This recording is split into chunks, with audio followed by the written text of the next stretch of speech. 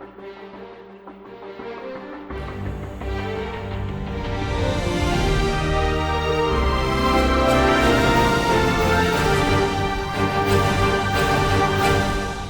vamos a estar viendo un pasaje que se encuentra en el Antiguo Testamento.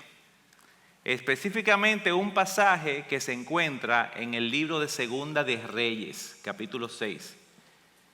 Y vamos a recordar que los dos tomos del libro de los Reyes engloban toda la historia del pueblo de Israel, desde el reinado de Salomón hasta que el reino del sur, o sea, ya dividido, Jerusalén, es invadida por Nabucodonosor.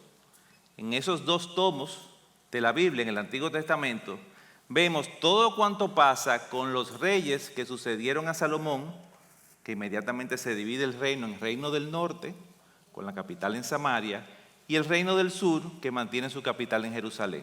Todo lo que ocurre con esos reyes, todo lo que ocurre con los profetas que hablaron por Dios a esos reyes, están registrados en esos dos libros. Entonces hoy vamos a ver un pasaje que está en ese libro. Y este pasaje en especial tiene un protagonista y 4 actores secundarios. ¿Ustedes se imaginan quién es el protagonista?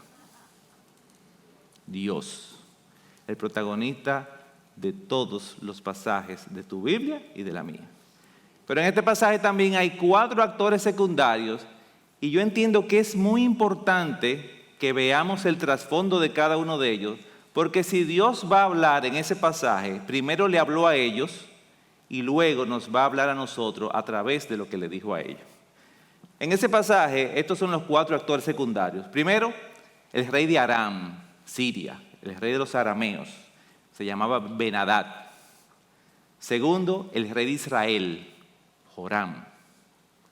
Tercero, el profeta de Dios, Eliseo.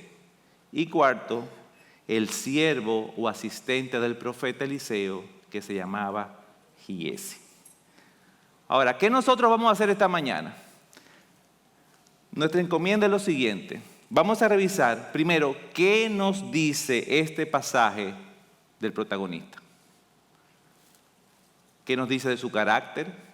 ¿Qué nos dice de sus atributos? ¿Qué nos dice de sus propósitos? Pero también vamos a ver qué nos dice acerca de los 4 actores secundarios. Vamos a ver cómo es su carácter, pero sobre todo vamos a ver la percepción que ellos tenían de Dios y su relación que tenían con Dios. Y luego vamos a ver qué nos quiere decir Dios con este pasaje. A ti y a mí, que estamos leyendo nuestra Biblia, casi 3000 años después que los eventos de este día sucedieron. Amén. Entonces vamos a revisar primero quiénes son estos actores secundarios. Ya mencioné el rey de Aram, Ben-Hadad. Ben-Hadad era un enemigo acérrimo de Israel. No daba tregua, batalla tras batalla, todo el tiempo asediando a los reyes de Israel. En una ocasión, él levantó su enorme ejército contra Israel mientras era rey, el rey Acab. Y dice la Biblia, y lo voy a leer en Primera de Reyes 20:27, que el ejército de Israel era tan diminuto que parecían 2 rebaños de cabras. Fíjense lo que dice Primera de Reyes 20. Entonces Israel reunió a su ejército, montó líneas de abastecimiento y salió a pelear. Pero el ejército de Israel parecía 2 pequeños rebaños de cabras en comparación con el inmenso ejército arameo que llenaba toda la tierra. Ahora, los arameos cometieron un gravísimo error. Miren lo que dice el versículo siguiente. Entonces, un hombre de Dios, un profeta, fue a ver a Acab, el rey de Israel, y le dijo: esto dice el Señor. Los arameos han dicho: el Señor es un Dios de las montañas y no de las llanuras. Ellos nos han ganado cuando hemos peleado de manera pequeña en las montañas, pero en el llano Él no es Dios. Así que, le dijo el profeta Acab, yo derrotaré este gran ejército por ti. Entonces sabrán que yo soy el Señor. Hermanos, ese día Ben-Hadad perdió 127,000 soldados de su ejército. A través, no de los 2 rebaños de cabra, ¿verdad que no? ¿A través de quién? Del poder del Señor. El segundo actor secundario es el rey de Israel, que era Joram. Joram fue el 9º rey de Israel, ya siendo reino del norte. Y Joram era hijo nada más y nada menos que yo creo que de la pareja más funesta de personajes bíblicos, el rey Acab y su esposa Jezabel. Miren cómo describe la Biblia Acab. Dice, y Acab, hijo de Omri, hizo lo malo a los ojos del Señor más que todos los que fueron antes de él. Y en otro capítulo dice, nunca nadie se entregó tanto a hacer lo que es malo a los ojos del Señor como Acab, bajo la influencia de su esposa Jezabel. De hecho, parece que esa señora era tan mala, era tan mala, que el mismo apóstol Juan en Apocalipsis capítulo 2, cuando el Señor está pasando juicios a las iglesias, la menciona. Dice en el juicio de Tiatira, pero tengo una cosa contra ti, Tiatira. Permites que esa mujer, esa Jezabel, que se llama a sí misma profetisa, lleve a mis siervos por mal camino. Esos son los padres de Joram. Realmente, hermano, yo me maravillo cómo hay padres que le ponen a una hija ese nombre.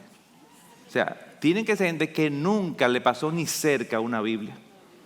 Eso es impresionante. Bueno, Joram es el hijo mimado de esos 2 personajes. Y Joram reinó en Israel por 12 años. Y dice que aunque hizo lo malo delante del Señor, por lo menos mantuvo cerca a Eliseo todo el tiempo en su gobierno. Dice 2 de Reyes capítulo 3, hablando de Joram. Joram hizo lo malo ante los ojos del Señor, aunque no como su padre y su madre, pues quitó el pilar sagrado de Baal que su padre había hecho, quitó los ídolos. Sin embargo, se aferró a los pecados de Jeroboam, hijo de Nabat, con los que hizo pecar a Israel y no se apartó de ellos. Algo bueno hizo, quitó los Baales, pero dice ahí que caminó en los pecados de Jeroboam. Y hay muchos reyes de Israel que cuando están dando su currículum dice, el problema fue que anduvo en los pecados de Jeroboam. Y el pecado de Jeroboam, que fue el primer rey del reino del norte, fue muy grave. Básicamente consistió en 3 transgresiones gravísimas de la ley de Dios. La primera fue que incitó al pueblo de Israel a adorar ídolos convenciéndolos de que eran representaciones del Dios verdadero.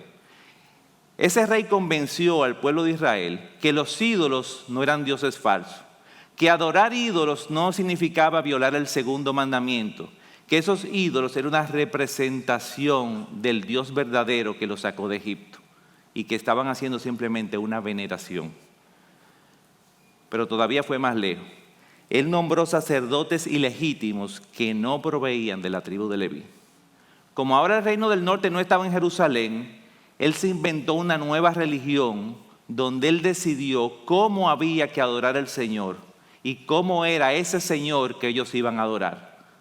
Y por si fuera poco, cambió las fechas de las fiestas sagradas de los judíos. Él decidió, ese Dios que está en el templo, que está en el lugar santísimo, no nos conviene, nos queda muy lejos, es muy incómodo. Vamos a crear una religión y vamos a acomodar nuestro Dios a nuestra comodidad y a nuestra conveniencia. Ese se supone que es el rey del pueblo de Dios, Joram. Él anduvo en ese mismo camino.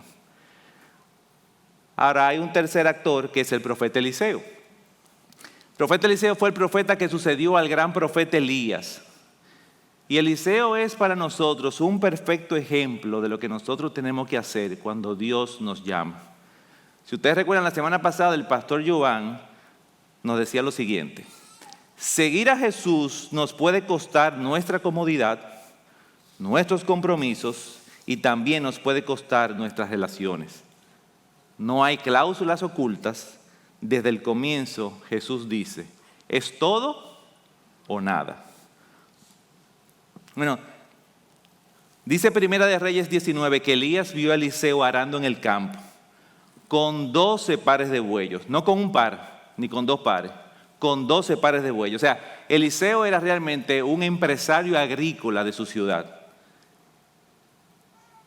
Y dice el pasaje que Elías le pasó por el lado y le dejó caer la capa sobre Eliseo como un símbolo que él lo quería como su sucesor.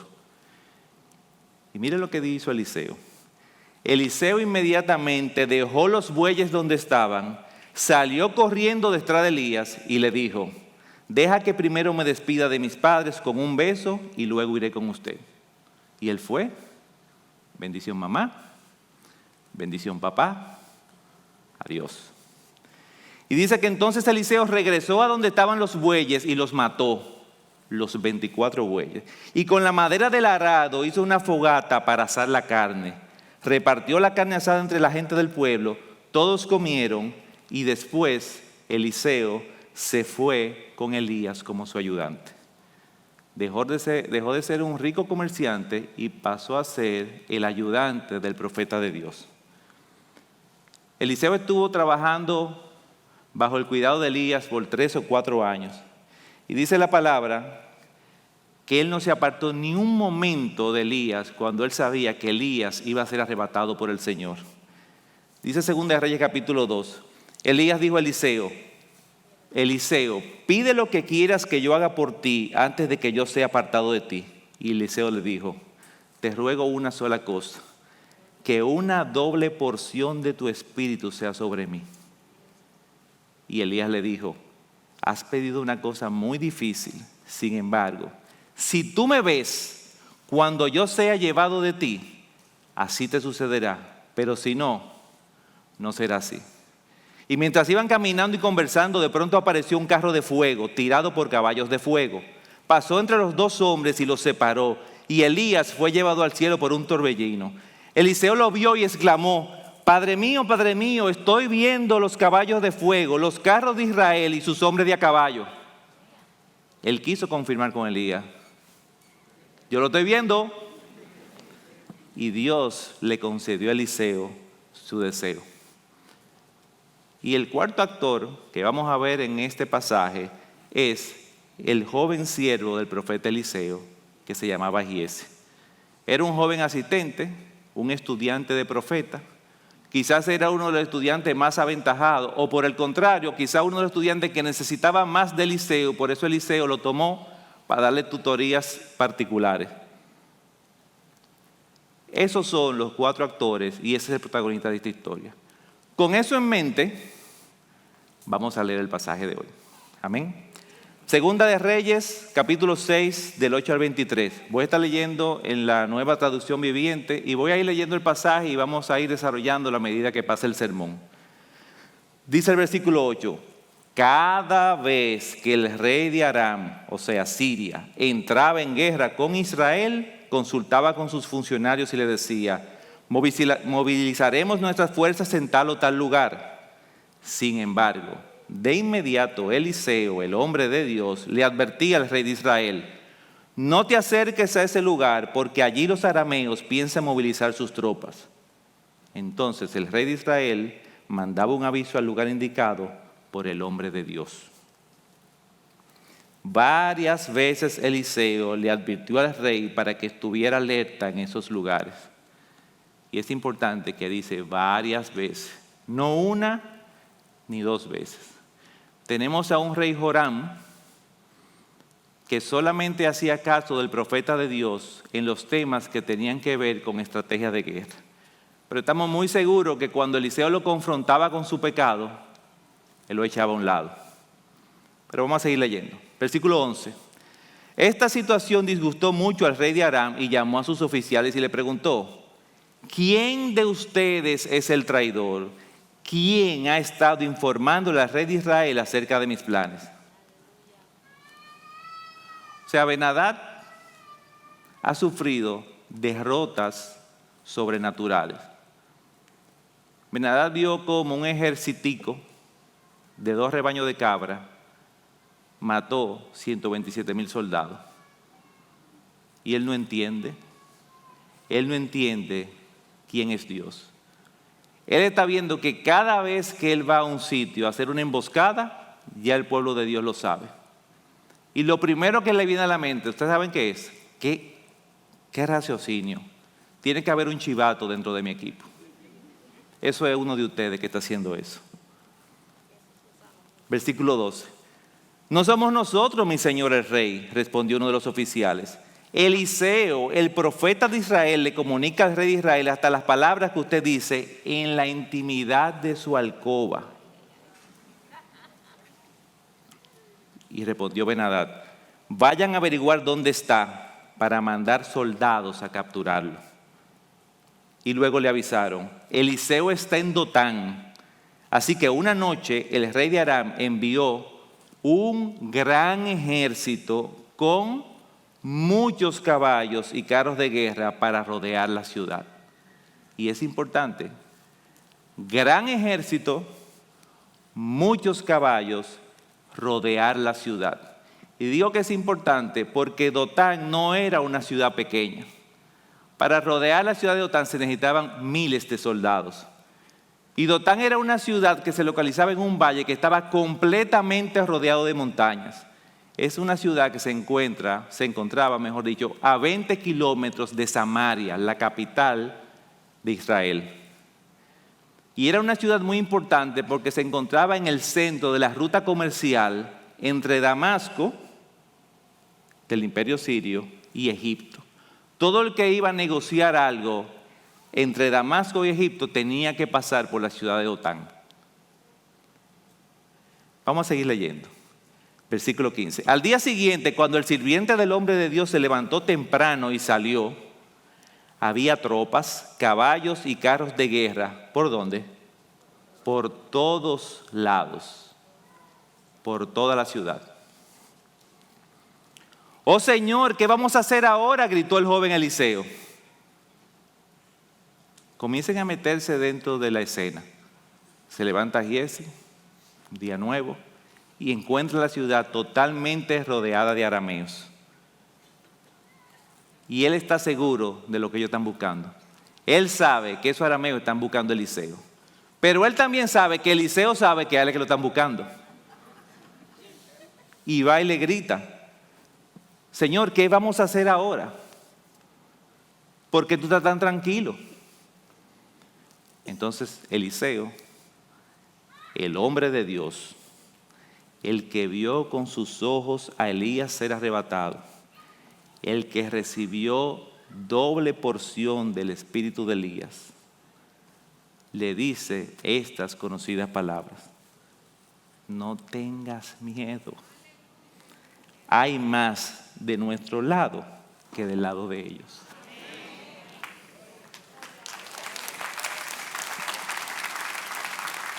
La Biblia de las Américas dice, no temas, porque los que están con nosotros son más que los que están con ellos. Y Giezi, mira el ejército. 1, 2. Y tiene que quedarse como, ya sí. Y Eliseo, me imagino que con ese instinto paternal, dice el versículo 17, que oró. Oh Señor, abre los ojos de este joven para que vea. Así que el Señor abrió los ojos del joven y cuando levantó la vista vio que la montaña alrededor de Eliseo estaba llena de caballos y carros de fuego. Hermanos, ¿ustedes están entendiendo? Dotán es una ciudad totalmente rodeada de montañas.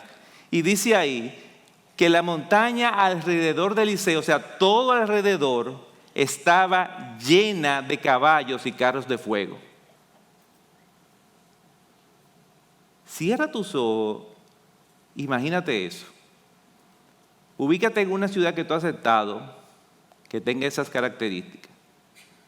Los que somos de aquí, nos podemos imaginar que estamos en Constanza, por ejemplo, o en Jarabacoa. Imagínate que de repente en la mañana, no de noche, no, con el sol afuera, en un abrir y cerrar de ojos aparecen las montañas llenas de soldados celestiales. No una cadena de soldados en la cima de la montaña, no. Dice ahí que la montaña estaba llena de soldados. Y en todas las versiones de la Biblia en español, si ustedes le dan a comparar, esa palabra está en todos los versículos. La montaña estaba llena de soldados, desde abajo hasta arriba, todo alrededor, llena de soldados celestiales en carros de fuego. ¿Ustedes se imaginan esa escena? Yo me imagino ese ejército del Señor, no puesto como arbitrariamente, sino organizado en filas, viendo toda esa montaña, un espectáculo que Giezi estaba viendo. ¿Qué ustedes creen que pasó? Que en un abrir y cerrar de ojos, literalmente, el miedo de Giezi se fue. En un abrir y cerrar de ojos, Giezi puede entender por qué su jefe estaba tan tranquilo. Él ahora estaba viendo lo que él asume que Eliseo estuvo viendo todo el tiempo y por eso estaba tan tranquilo. Dios le abrió los ojos espirituales a Giezi. Mi hermano, yo te voy a decir algo. Cuando el temor, la duda o simplemente tu imaginación caída exagere el tamaño de los peligros de tu prueba, haz un alto, detente y recuerda algo: no existe nada más grande que tu Dios.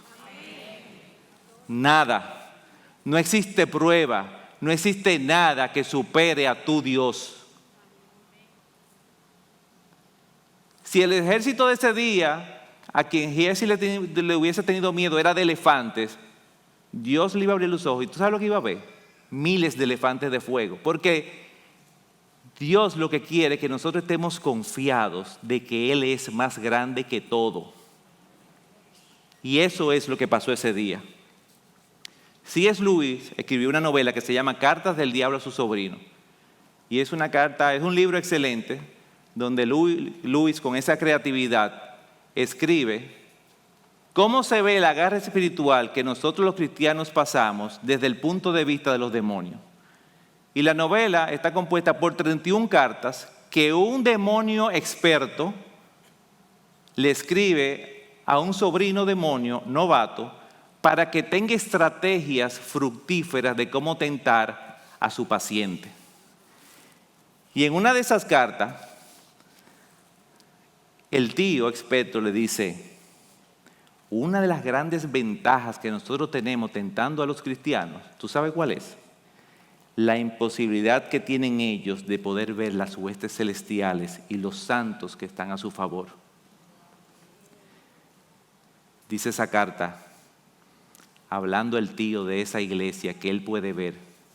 Oh, esa iglesia de raíces eternas que se extiende en el tiempo y en el espacio, temible como un ejército infinito, que despliega sus banderas de guerra y que ondean al viento. Confieso que es un espectáculo que llena de inquietud y miedo incluso a nuestros más audaces demonios. Pero por fortuna, se trata de un espectáculo completamente invisible para los cristianos. Giezi en ese momento pudo ver esas huestes celestiales. Ahora Giezi está listo para la batalla, porque ya se dio cuenta que no son dos, son miríadas y miríadas de ángeles, querubines, jinetes y carros de fuego contra un ejército arameo. ¿Ustedes saben cómo le parece a él ahora? Insignificante. Ahora, el ejército que parece 2 rebañas de cabras es el arameo. Giezi está empoderado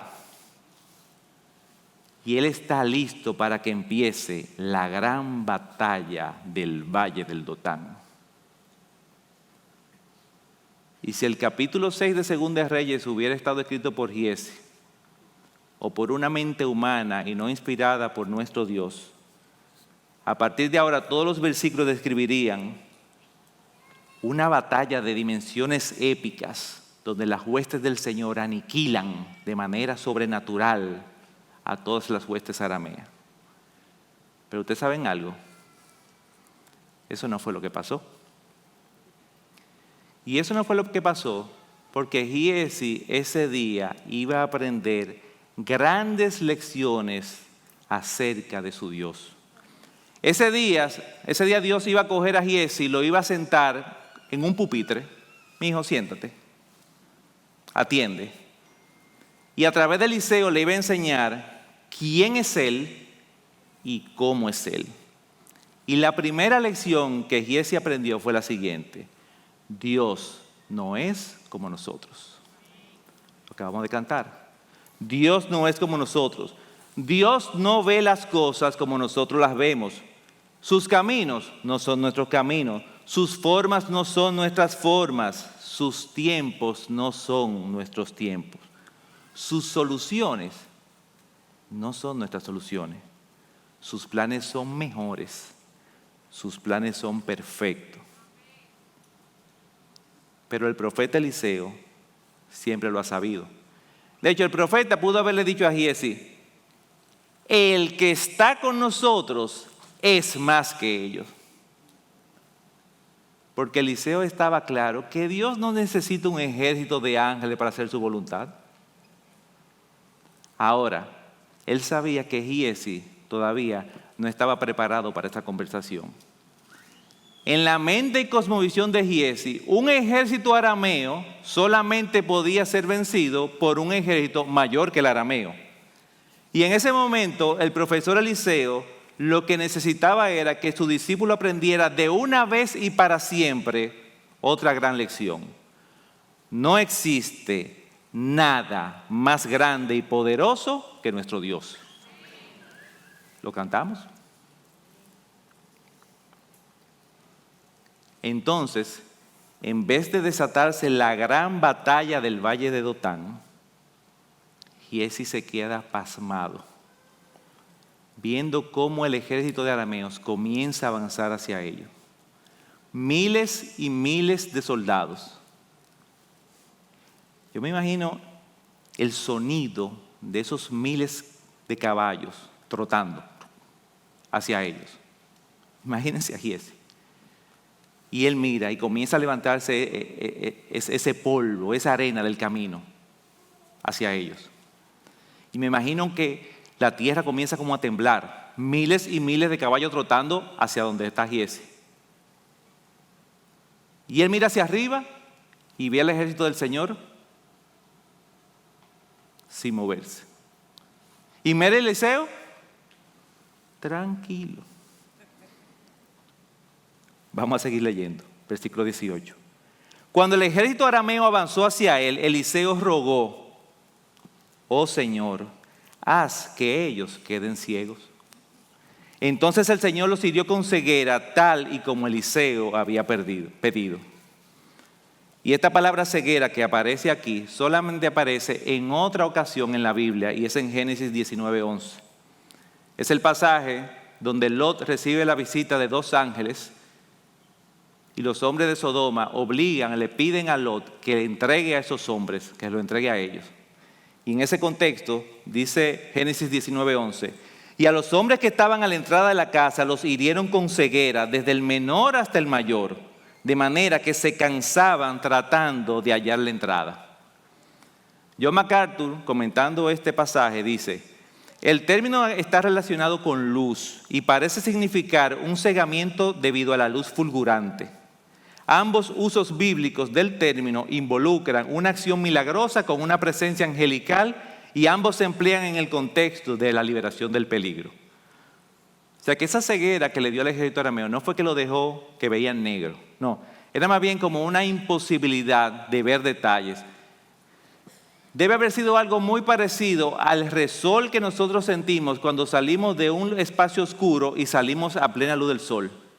Imagínense eso multiplicado a la n potencia y con un efecto constante.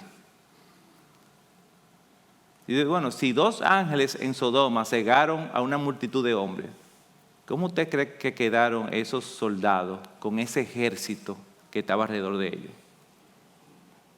Vamos a seguir leyendo. Versículo 19. Luego Eliseo salió y les dijo: ustedes vinieron por el camino equivocado. Esta no es la ciudad correcta. Síganme y los llevaré a donde esté el hombre que buscan. Y dice, y los guió a la ciudad de Samaria. Mano, y los guió a la ciudad de Samaria se lee muy rápido. Ustedes tienen que meterse en ese momento. Eliseo en su caballo, Giesi en el suyo, pegadito de Eliseo. Y detrás de ellos, miles de soldados marchando mansamente detrás de Eliseo. Pero no que cruzaron un río y se acabó, no. 20 kilómetros marchando tranquilo atrás del profeta. Yo me imagino a Giesi. Giesi no para de aprender. Mira Eliseo, mira para atrás, mira la montaña. ¿Qué es lo que está pasando? Giesi acaba de aprender otra lección. Dios está por nosotros. Dios está de nuestro lado. Y como dijo el pastor Luis, si Dios está por nosotros, ¿quién contra nosotros? La pena es, hermano, que nosotros usamos mucho ese versículo y nos sirve como de licencia. Pero ese versículo tiene un condicional y está muy relacionado con lo que dice el texto 2 versículos arriba. Ese mismo pasaje de Romanos 8 dice en el versículo 28, y sabemos que para los que aman a Dios, todas las cosas cooperan para bien. Esto es, para los que son llamados conforme a su propósito. Entonces, ¿por quiénes es que está Dios? Dios está por aquellos que le aman. Dios está por aquellos que viven su llamamiento conforme a su propósito. Entonces, ¿cuál es nuestra tarea? ¿Tú sabes cuál es tu tarea, mi hermano? Procura estar completamente seguro que tú estás del lado de Él. Si tú estás del lado de Dios, Él te va a dar paz en medio de la tormenta. Si tú estás del lado de Dios. Hermano, la tormenta que estaban pasando Giesi, el pobre, y Eliseo, no ha pasado, porque el pasaje no dice en ningún momento que la mitad de los soldados se devolvieron. No dice que cayeron muertos, no dice que sus armas se derritieron, no dice que sus espadas se convirtieron en soga. El ejército sirio está detrás de Giesi y de Eliseo. O sea, ¿tú se lo imaginas? O sea, él oye los caballos, él oye las armaduras atrás de él. 20 kilómetros. Ahora, ¿cuál es la diferencia? Y ya se dio cuenta que el ejército es como una representación diplomática, porque no han hecho nada todavía. ¿Ustedes saben cuál es la diferencia? Muy sencilla, que ellos están obedeciendo al Señor. Ellos están caminando por el camino que Dios les mandó. Ellos están confiando en que Dios tiene el control. En medio de la prueba, no después de la prueba, en medio de la prueba. Eliseo estaba modelándole a su discípulo cómo se ve una vida de dependencia y de confianza en Dios. Este sermón yo le puse como título, confía en el Dios que está de tu lado. Parece como la versión corta del título. Ustedes saben que el libro Don Quijote, ese realmente no es el título, ese es el título comercial y corto. El título de ese libro es El ingenioso hidalgo Don Quijote de la Mancha. Bueno, el título real de mi sermón, ¿ustedes saben cuál es? Conoce, cree, confía y órale al Dios Todopoderoso que está de tu lado, pero procura estar totalmente convencido de que realmente tú estás de su lado. Solo así vale la pena entender y confiar en Dios, si tú estás consciente que tú eres de su equipo. Hermano, si usted había leído este pasaje en la Biblia y había concluido que se trata de una historia donde se ve el poder de Dios y cómo Él usa a sus profetas con poderes sobrenaturales, déjame decirte algo, te quedaste con una pequeña parte de la enseñanza de la historia. Segunda de Reyes 6, del 8 al 23, es una historia que nos enseña que nuestro Dios está ahí por nosotros, de nuestro lado, y que se complace en que sus hijos dependamos y tengamos confianza en Él. De eso trata esta historia. Pero vamos a volver a la historia. Giesi y Eliseo continúan por su camino. Yo lo dije, se lee rápido y lo guió hasta Samaria, pero son 20 kilómetros. 20 kilómetros que este muchacho está ahí viendo el ejército, viendo a Eliseo. De momento se voltea porque oye un ruidito y cree que ya uno está viendo claro y vuelve, pero ve a Eliseo, lo nota quizá orando. Y yo me imaginaba eso. Yo decía, en ese caso yo creo que Eliseo estaba muy a propósito orando, mostrándole paz en esos 20 kilómetros. Mientras ese galope lento seguía detrás de ellos y seguía el enemigo por detrás, Él estaba dejándole ver la confianza en Él. Y yo me sonreía escribiendo esto porque nuestra vida cristiana es exactamente así. Nosotros vamos caminando, hemos aprendido, hemos meditado cómo es nuestro Dios, qué grande es, qué fiel es, pero de vez en cuando dudamos. ¿Cómo le pasó a Pedro cuando caminó por las aguas? Ahora, qué bendición que el Señor pone al lado de nosotros hombres de Dios y mujeres de Dios que nos modelan lo que es una vida de confianza en Dios. Hermano, por eso es que nosotros estamos llamando a caminar nuestra vida cristiana en comunidad. Estamos llamados a ser modelos, a servir de modelos y a ver modelos que nos guíen hacia Él. Eliseo le estaba modelando a su discípulo lo que es una vida que confía en Dios en la prueba, no fuera de la prueba, en la prueba, y que depende de Él, y que depende de Él en oración. Eliseo oró y los ojos de Giesi se abrieron. Eliseo vuelve y ora y los ojos de los arameos fueron cerrados. Él está diciendo a su discípulo, Giesi, aprende que un hombre de Dios en momentos de angustia no se desespera. Lo primero que hace es buscar el rostro de Dios en oración. Eliseo le estaba modelando lo que el salmista escribió en el Salmo 34:15. Los ojos del Señor están sobre los justos y sus oídos atentos a su clamor. Dios requiere que confiemos en Él, pero para confiar en Él necesitamos conocer a nuestro Dios. Nosotros no podemos confiar en quien no conocemos. Nosotros debemos saber que Dios está ahí. Hermano, pídele a Dios que abra tus ojos espirituales para que tú puedas ver a Él. Y aunque Él no te promete que tú vas a ver lo mismo que Giesi, tú no vas a ver los ejércitos celestiales, créeme, Él va a hacer algo mejor todavía. Él te va a dar la certeza de que Él está ahí por ti, que era la certeza que tenía Eliseo. Eliseo no necesitaba ver ese ejército, él tenía la certeza de que su Dios estaba con él. Él te va a guiar en tu caminar. Él te va a dar convencimiento de que su espíritu mora en ti y que te va a acompañar dentro de la prueba. Él te va a dar discernimiento para tú saber cuándo algo proviene de Él y cuándo algo es abominable contra Él. Él va a poner en ti el deseo y el poder que necesitas para hacer lo que a Él le agrada, como dice Filipenses. Porque es Dios quien produce en nosotros tanto el querer como el hacer para su beneplácito. No es el problema de nosotros, es Dios que lo va a hacer. Él nos puso ese ejército celestial dentro de nosotros que nos va a guiar, que nos va a proteger, que siempre va a estar ahí. Versículo 20. Ahora sí.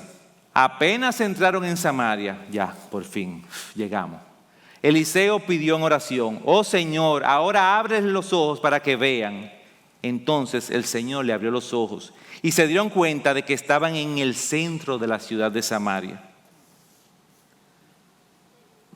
Llega Eliseo y Giezi con todo su ejército a Samaria, una ciudad enorme, amurallada completamente. Me imagino que el rey Joram o sus generales vieron cómo venía Eliseo con ese ejército manso detrás de ellos. Se prepararon, abrieron las puertas, dejaron que entraran en la muralla y después cerraron las puertas. Se encuentran dentro de la ciudad y en ese momento ellos vuelven a ver y se encuentran que están en el centro de Samaria. Dice el versículo 21. Ahora, con mucha fortaleza, el rey Joram dice: cuando el rey de Israel los vio, gritó Eliseo: los mato, padre mío, los mato.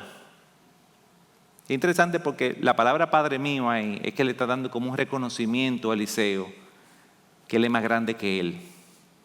Como esto ves, mi papá, me trajiste el ejército entero aquí y yo no gasté ni una flecha. ¿Qué hago? Los mato. Joram acaba de recibir el ejército arameo en bandeja de plata. Y le respondió a Eliseo en el versículo 22, claro que no. ¿Acaso matamos a los prisioneros de guerra? Dale de comer y de beber y mándalo de regreso a su casa con su amo. Y Joram se debe haber quedado. No estoy entendiendo. Entonces es como que ahora el pupitre donde estaba sentado Giezi, se lo ponen a rey, siéntate. Ahora tú vas a aprender quién es Dios. Y ese día Dios le enseñó a Joram lo mismo que le enseñó a Giezi. Joram, Dios no es como tú. Yo no soy como tú.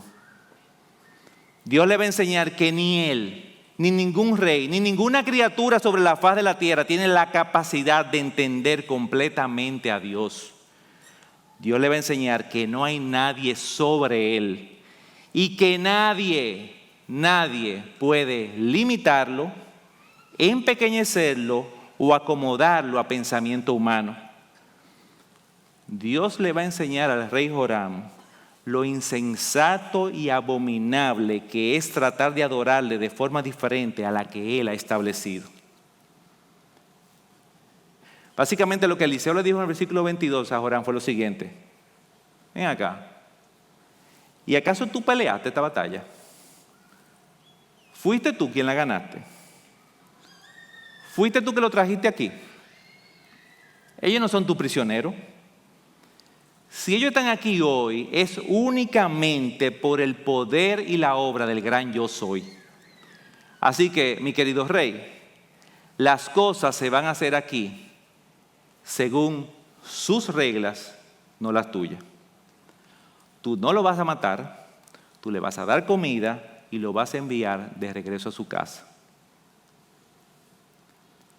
Hermano, ¿cuántas veces nosotros recibimos bendiciones en nuestra vida que nosotros ni la estamos esperando, ni la hemos orado, ni la hemos pedido, y llegan a nuestra vida simplemente por la infinita gracia de nuestro Señor? Por gracia solamente. Porque Joram no sabía dónde estaba el pueblo asirio, porque quien le dice dónde está el pueblo asirio, ¿quién es? Eliseo. Él nunca se imaginó que ese día él iba a ver entrando a Samaria todo el ejército pacíficamente. Él no pidió eso, él no planeó esa guerra, él no hizo nada para que eso dio. Sin embargo, ya él tenía un plan con esa bendición que recibió, según lo que él creía, que era matarlo. Y es increíble, nosotros no somos reyes y nunca vamos a tener una guerra así, pero nosotros muchas veces pensamos hacer eso mismo. Llegan bendiciones a nuestra vida que nosotros no estamos esperando, que nosotros no pedimos, y cuando llega a nuestra vida, nosotros ahora comenzamos a racionalizar con nuestro entendimiento limitado y caído cómo vamos a hacer uso de esas bendiciones, en vez de sentarnos a orar y decir: Señor, ¿qué hago con esto? Yo no soy digno de esto que tú me estás dando. Dame sabiduría para yo usar esta bendición correctamente. No me dejes pecar usando una bendición. Es que a veces nosotros somos necios. Y estamos hablando ahora de un rey muy necio como Joram, pero increíblemente en este pasaje, él, el necio, el que hizo lo malo ante los ojos de Dios, él entendió. Miren lo que dice el versículo 23. Entonces el rey hizo, ¿qué hizo? Un gran banquete para ellos y luego le mandó de regreso a su amo.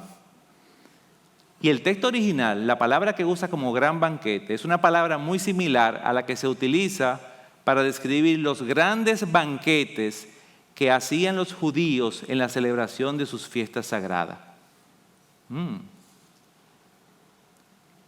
Y yo no creo que eso sea fortuito, que ese término esté usado así. A mí me parece que Dios le estaba diciendo a Joram, oye, las fechas de mi fiesta, de mi banquete, la pongo yo. Mi pueblo celebra cuando yo diga, donde yo diga y como yo diga. Yo decido. Dios le enseñó a Joram que Él es Dios Todopoderoso. ¿Y cómo concluye esta historia? Bueno, esta historia concluye como concluyen todas las historias, a la manera de Dios. Sigamos leyendo el versículo y lo terminamos y dice, después de este incidente, los saqueadores arameos se mantuvieron lejos de la casa de Israel, de la tierra de Israel. En la Biblia de las Américas dice, no volvieron a entrar más en la tierra de Israel. No volvieron a entrar más en la tierra de Israel.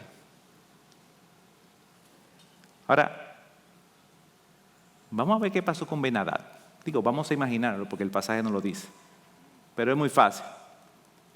Un banquete para miles y miles y miles de soldados no se debió haber hecho en 2 horas. O sea que es fácil que Ben-Hadad le pasaron 1 o 2 días que él no supo nada de su ejército. Y él está en palacio. Un hombre yo mandé a buscar. Un hombre. Porque no dicen. ¿Dónde están? No tengo noticias. ¿Usted se imagina la cara de Ben-Hadad cuando él ve que llega ese ejército descansado, bañadito, satisfecho, después de 1 o 2 días? ¿Ustedes se imaginan lo que fue la reacción de Ben-Hadad cuando le contaron cómo hubo una luz que los cegó a todos y que ellos voluntariamente habían seguido Eliseo hasta Samaria, hasta el mismo centro del enemigo? Sería una conversación como esa. General, venga, explíqueme. No estoy entendiendo. ¿Cuántos eran ustedes? Mi señor, éramos 87.550 soldados, por decir un número. ¿Y cuántos eran ellos? Mi señor, ellos eran 2. Digo, realmente 1 porque el muchacho nunca habló. ¿Y cómo fue que los obligó? No, mi señor, él no nos obligó. Nosotros fuimos voluntariamente detrás de él. Pero hasta Samaria. Señor, lo que pasa es que nosotros teníamos los ojos abiertos, pero no estábamos viendo. Estábamos cabalgando, pero no sabíamos para dónde íbamos. Eso se parece a mucha gente. Si a Ben-Hadad le quedaba alguna duda, él acaba de aprender en ese momento que Dios es omnisciente. Dios le enseñó a Ben-Hadad ese día que Él no es solamente el Dios de la montaña y las llanuras, que Él es también el Dios de las alcobas. Y que no hay nada que nadie pueda pensar o hacer aún en lo secreto que quede escondido del conocimiento del Señor. Nada. El salmista lo dijo de una manera muy bonita. Tú lo sabes todo acerca de mí, tú sabes cuándo me siento y cuándo me levanto, conoces mis pensamientos aún cuando me encuentro lejos, me ves cuando viajo y cuando descanso en casa, en la alcoba. Sabes todo lo que hago, sabes lo que voy a decir incluso antes de que yo lo diga, mi Señor. Semejante conocimiento es demasiado maravilloso para mí, es tan elevado que no puedo entenderlo. Dios le enseñó a Ben-Hadad que Él es todopoderoso y que Él se complace en desplegar su poder en beneficio y por amor de su pueblo.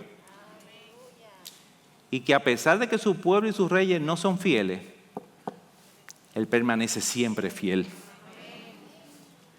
Dios le enseñó a Ben-Hadad que Él es soberano y que Él tiene, y solo Él tiene la potestad de enviarle sus soldados muertos, como los 127,000, o vivos, descansados y satisfechos, como los 87.550 de mi ejemplo. Él decide. Ahora, hermanos, casi 3.000 años de esa historia. ¿Ustedes saben algo? Ese Dios es exactamente el mismo. Es exactamente el mismo Dios que tú tienes y que yo tengo. Entonces, si Dios no es como nosotros, si no existe nada mayor ni más poderoso que nuestro Dios, si Dios está por nosotros, si Dios está de nuestro lado, si Dios se complace en que dependamos de Él, si Él se complace en que traigamos delante de Él nuestras cargas en oración, si así es nuestro Dios, nuestra respuesta debe ser la siguiente: rendirnos a Él. Vivir confiados en Él y vivir una vida de dependencia total de Él. Pero la mayor bendición, ¿ustedes saben cuál es? Que nosotros podemos hacer esto, no por nosotros, sino por su poder que mora en nosotros. Pídeselo. Pídeselo.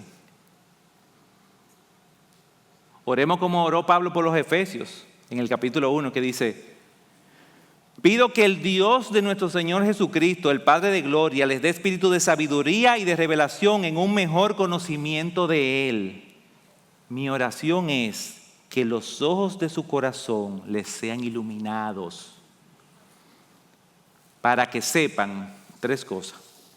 ¿Cuál es la esperanza de su llamado? ¿Cuáles son las riquezas de la gloria de su herencia en los santos? ¿Y cuál es la extraordinaria grandeza de su poder para con nosotros los que creemos, conforme a la eficacia de la fuerza de su poder? Y por si se nos olvida la eficacia de ese poder, ¿en qué consiste? En la misma oración Pablo le dice: ese poder que obró en Cristo cuando los resucitó de entre los muertos y los sentó a su diestra en los lugares celestiales, muy por encima de todo principado, autoridad, poder, dominio y de todo nombre que se nombra, no solo en este mundo, sino también en el venidero. Dios ha puesto todo bajo la autoridad de Cristo, a quien hizo cabeza de todas las cosas, ¿para beneficio de quién? De la iglesia.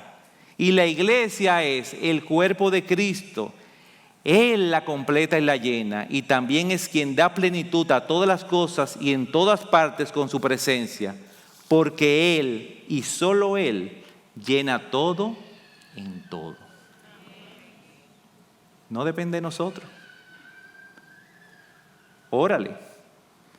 Pídele que te abra los ojos y te dé ese convencimiento. Ahora, ¿tú estás seguro que tú estás del mismo lado de Dios? ¿Tú estás seguro que tú no estás en el bando contrario, en el ejército enemigo?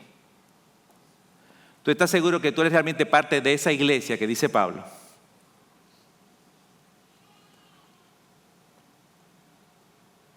Cuidado si hay muchos que están oyendo este mensaje, lo van a oír, y sin saberlo son parte del ejército arameo, que piensan que si están del mismo lado de 87.550, tienen que estar en lo correcto. Hay demasiada gente de mi lado, demasiadas personas creen lo mismo. Si todo el mundo hace esto, debe estar bien. Si todo el mundo va para allá, hay que ir. Si ese post tiene 87.550 likes, tiene que ser verdad. Recuerda algo, que aunque una mentira se repita 87.550 millones de veces, eso no la convierte en verdad. Pero quizás, como los soldados arameos, tú creías que era una batalla fácil, un ejército enorme contra un hombre o 2. Es fácil. La vida no puede ser tan complicada. Yo no puedo estar remando en corriente contraria todo el tiempo. Tiene que ser fácil. O quizás tú nunca pensaste que en el proceso podías quedar ciego, o viendo pero sin entender, confundido, que no sabía para dónde ibas y que tú ibas a hacer lo impensable. Amigo, eso es lo que hace el pecado. El pecado te ciega, te confunde, te desorienta y te lleva mansamente a lugares donde tú nunca te imaginaste que ibas a ir y hacer cosas que tú nunca pensaste que eras capaz de hacer. O quizá como los soldados arameos, tú creías que tú tenías toda la de ganar y de repente, cuando abres tus ojos, te encuentras acorralado en un lugar enemigo y sin esperanza. No hay un lugar peor donde tú pudieras estar. Ahora, ¿qué hizo Dios a través de Eliseo y de Joram? Que tuvo gracia. Esa gracia está ahí. Ruégale a Dios que te saque de ahí. Ruégale a Dios que te abra los ojos y que te enseñe a confiar en Él. Ruégale, porque Él puede hacerlo y Él quiere hacerlo. Amén. Vamos a orar. Padre, gracias. Gracias por ser nuestro Dios. Gracias por lo que eres. Gracias por cómo eres, Señor. Padre, hoy queremos rogarte que nunca, nunca se nos olvide que tú no eres como nosotros y que no hay nadie mayor que tú. Que nosotros tus hijos entendamos que tú no ves las cosas como nosotros las vemos. Que donde nosotros vemos una batalla, tú ves la victoria, Padre.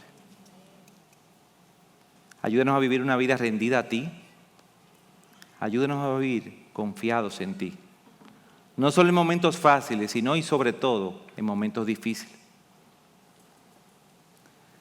Ayúdanos, Padre, a vivir conforme a nuestra esperanza. Abre nuestros ojos para que podamos ver las riquezas de tu gloria, como decía Pablo.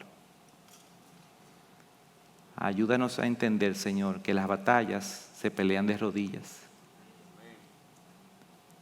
Pero ayúdanos, Señor. Ayúdanos, Padre, te lo clamamos, te imploramos, te rogamos, Señor, porque nosotros solos no podemos. Pero sabemos que por amor de tu nombre, por amor a tu iglesia, tú lo vas a hacer y tú lo quieres hacer.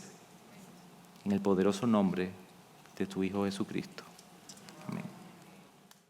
Gracias por acceder a este recurso. Espero que haya sido de gran bendición para tu vida. Te sugiero que te suscribas a este canal de forma que tú puedas recibir notificación la próxima vez que hayamos subido un nuevo recurso que pueda servirte de instrucción y bendición.